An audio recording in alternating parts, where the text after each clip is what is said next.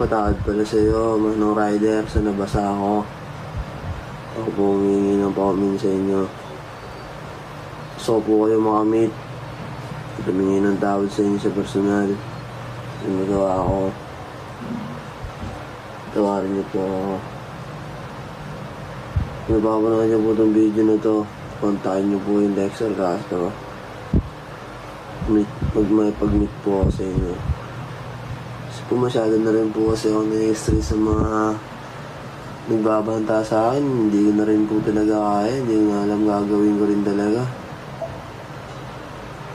Lagi kong iniisip. Kaya Manong Rider, kung sana po mapanood niyo po ito.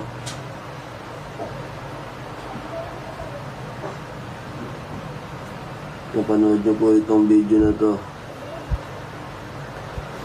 Kaya comment po kayo dyan. Kontakin niyo po yung Dexter Castro.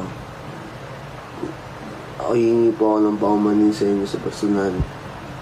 At hindi lang po yun, bibigyan ko rin po kayo ng helmet. Pati kapote para po sa inyo. Wala pong mabalubag-lobog dun.